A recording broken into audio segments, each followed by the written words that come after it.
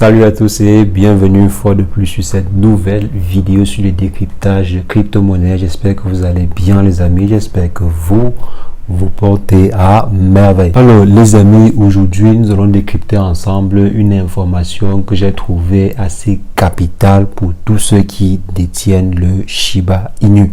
Donc c'est une information vraiment capitale, une information que l'on doit décrypter ensemble. Donc c'est une information très sensible pour tous ceux qui détiennent la crypto-monnaie Shiba Inu et il faudrait bien maîtriser et connaître l'impact de cette information là sur tout le marché du Shiba. Donc c'est ce que nous allons voir dans cette vidéo. Nous allons voir ensemble de quelle information il s'agit.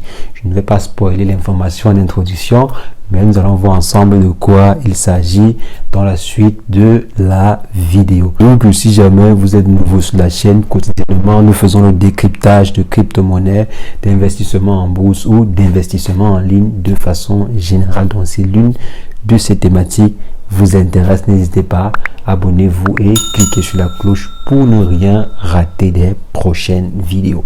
En ce qui concerne le décryptage du jour ou bien l'information à décrypter du jour, on va simplement se retrouver après une brève introduction.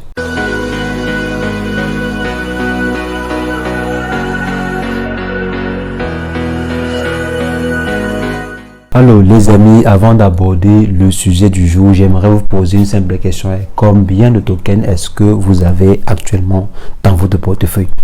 Bon, je suppose peut-être 10 millions, 5 millions, 100 millions de tokens, 200 millions, peut-être même à la limite 1 milliard de tokens si jamais vous avez acheté massivement. Donc peut-être 1 milliard de tokens. Donc ceci, c'est juste pour voir à quel niveau vous pouvez par exemple influencer le marché du Shiba Inu. Donc vous avez juste 100 millions, 200 millions sur combien? Donc 100 millions, 200 millions de pièces sur peut-être, il existe je crois 400 000 milliards de tokens ou bien 300, je crois c'est 327 000 milliards de tokens qui existent. Donc vous avez simplement quelques millions de tokens, quelques millions, à peine 1 milliard. Donc vous voyez que c'est très peu sur le marché. Donc récemment on a appris qu'il y avait un portefeuille qui avait acheté pour l'équivalent de 3500 $ de tokens en août, donc de Shiba Inu en août 2020. Donc la personne avait en fait investi 3500 $ sur le Shiba Inu en août 2020 pour acquérir des milliards et des milliards de tokens. Actuellement, si on évalue ce portefeuille sur le réseau à plus de 5 milliards de dollars. Donc il y a une personne qui détient 5 milliards de dollars de Shiba Inu. C'est énorme et c'est très dangereux. Je pense que vous comprenez déjà un peu ce que je veux dire par très dangereux. Donc il y a une personne qui détient 5 milliards de dollars en Shiba Inu. Donc la personne, on ne sait pas exactement qui c'est, on ne sait pas si c'est une plateforme d'exchange centralisée, si c'est un portefeuille privé et autres. Donc on n'a pas vraiment d'informations. Mais ce qu'on sait quand même, c'est que la personne a commencé en fait à acheter depuis août 2020. Elle a commencé premièrement par acheter pour 3500 et la personne a effectué plus de 44 achats, je crois bien c'est ça, plus de 44 achats. Donc depuis août 2020, la personne a ajouté plus de 44 achats. Et actuellement, si le portefeuille de la personne est valorisé à plus de 5 milliards de dollars. Donc si un seul portefeuille est valorisé à plus de 5 000 milliards de dollars. Donc, les différents tokens constituant ce portefeuille sont valorisés actuellement à plus de 5 000 milliards de dollars. On se pose bien une question. Qui est cette personne? À qui appartient ce portefeuille? Et si la personne vend, est-ce que le marché est en même de pouvoir absorber sa vente? Donc, si la personne, par exemple, décide de vendre tous ces différents tokens, est-ce que le marché va pouvoir subir un choc pareil? Est-ce que le marché va pouvoir résister à un choc pareil? Donc c'est là en fait toute la question. Est-ce que le marché est en même de pouvoir absorber une vente directe de 5 milliards? si jamais la personne décide de vendre tous ces tokens d'un coup. Donc, est-ce que le marché est en même de pouvoir absorber cette vente-là? Donc, parce qu'en fait, si la personne décide de vendre tous ces différents tokens, le marché du Shiba Inu peut vraiment subir un choc. Le marché du Shiba peut subir un choc extrême, un choc vraiment difficile à digérer. Donc là, vraiment, ça sera difficile à gérer. Donc vraiment, je ne sais pas qui est derrière. J'ai d'abord pensé que c'était en fait, c'était un exchange, que ça pouvait être un exchange en fait, par exemple comme Binance, ou bien, je ne sais pas, Uniswap, ou bien PancakeSwap et autres. Mais c'était difficile, c'était vraiment difficile. Ça peut être le cas, on ne sait pas vraiment à qui appartient l'exchange, le portefeuille pardon en question, mais ça peut appartenir par exemple à un exchange, ça peut appartenir à un privé et autres.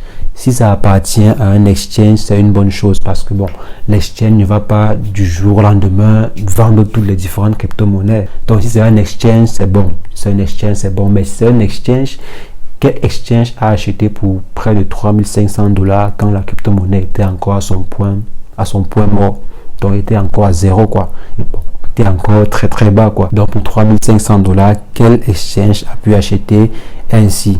Si c'est un exchange, comme j'ai dit, c'est super, donc là on n'a pas vraiment à s'en inquiéter trop si c'est un exchange, mais si c'est un privé, c'est chaud. C'est chaud, c'est un privé vraiment, c'est très très chaud. Donc si c'est un privé, c'est vraiment très chaud parce que si la personne décide de vendre la crypto-monnaie en question, le marché va subir un choc. Le marché ou bien la crypto-monnaie Shiba Inu ne va pas forcément mourir parce qu'une personne a décidé de vendre toutes ces différentes crypto-monnaies, même si c'est la moitié des tokens en circulation.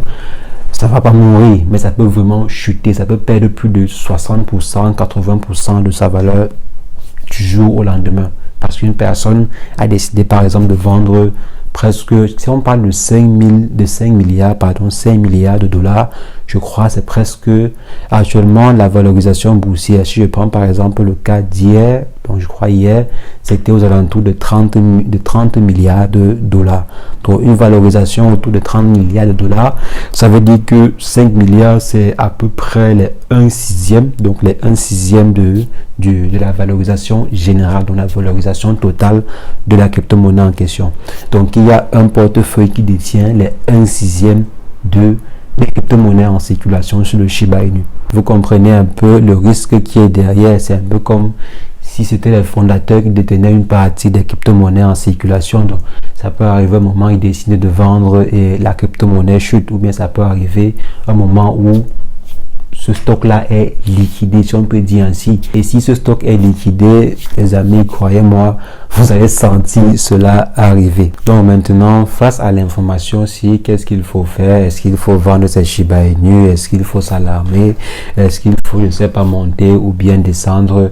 Donc pas forcément. Pas forcément. Pourquoi? Parce que comme j'ai dit, le fait que une personne détienne les 1/6, ça peut être lourd pour le marché, ça peut être très difficile pour le marché, mais c'est pas une fatalité pour le marché.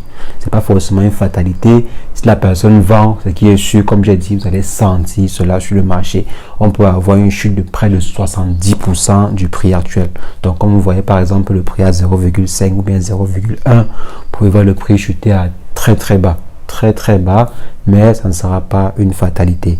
Ça peut chuter ainsi et après le prix remonte, donc c'est tout à fait possible, mais ça va quand même poser des questions. Le fait qu'on a pu débusquer, si je peux dire ainsi, le fait qu'on ait pu débusquer ce portefeuille là, c'est aussi une bonne chose, parce que si demain ce portefeuille vend brusquement, c'est vrai, ça va soulever des doutes, ça va soulever des questions, mais on saura quand même que c'est juste un seul portefeuille qui a vendu autant de crypto-monnaies. On pourra par exemple se dire que bon, c'est juste peut-être une personne qui a besoin d'argent ou bien une personne qui veut se retirer du marché et tout. Donc c'est pas tout le marché qui est en train de se retirer, c'est pas tous les investisseurs qui sont en train de se retirer, mais c'est juste un seul portefeuille qui est en train de liquider. Donc beaucoup de personnes vont suivre, beaucoup de personnes auront à l'œil en fait ce portefeuille. Donc quand ça va diminuer ou bien quand ce portefeuille va effectuer des ventes, beaucoup de personnes auront l'œil dessus pour savoir est-ce qu'il a vendu, qu'est-ce qu'il a fait, etc. Donc c'est aussi une bonne chose. Si la personne vend beaucoup, c'est pas grave, le marché va chuter, la crypto-monnaie va chuter, mais ce n'est pas une fatalité. Ça ne va rien enlever au projet général du Shiba Inu, ça ne va rien enlever au fait que, je ne sais pas, l'un des projets sera réalisé. Ça ne va par exemple rien enlever au fait que la plateforme Shiba Swap détient encore beaucoup plus de TVL, ou bien que la plateforme Shiba Swap se développe encore plus. Ce n'est le fait que ça va un peu mettre la peur au ventre à beaucoup d'investisseurs. Ça va un peu secouer le marché si la personne vend. Mais il fallait savoir, il fallait en fait que vous sachiez qu'il y a une personne qui détient presque un dixième de token du Shiba Inu en circulation. Pourquoi? Parce que la personne a simplement acheté dans le temps. La personne a effectué plusieurs achats dans le temps. Donc c'est pas un détenteur, c'est pas en fait, bon, ce que je crois, bien sûr, ce n'est pas une certitude. Donc c'est pas en fait un fondateur du Shiba Inu. D'après moi, c'est pas un fondateur parce que la personne a en fait effectué plusieurs achats. Donc comme j'ai dit, on parle de 41 à 44 achats depuis août 2020. Donc depuis août 2020, la personne a effectué approximativement 44 achats. Donc si c'est un fondateur, il doit simplement conserver les tokens à la base, quoi. Donc les amis, comme j'ai dit, selon moi, c'est dur de savoir qu'une personne détient presque un dixième ou bien un sixième des crypto-monnaies, une crypto-monnaie en circulation. Mais ça peut aller, vous devez être fort. Si la crypto-monnaie chute drastiquement, il faut un peu jeter un coup d'œil sur le portefeuille en question pour savoir si le portefeuille n'a pas été brusquement liquidé ou bien si il n'y a pas une transaction très brusque sur ce portefeuille. Mais sinon, comme j'ai dit, c'est pas une fatalité. C'est un coup très grave, mais ça ne sera pas une fatalité. La crypto-monnaie pourra se relever. Je pense que entre mai et septembre, si je ne me trompe pas, entre mai et septembre, la crypto-monnaie a une chute de plus de 50 ou bien 60%. Et elle s'est quand même bien relevée jusqu'à dépasser de très loin le prix de mai.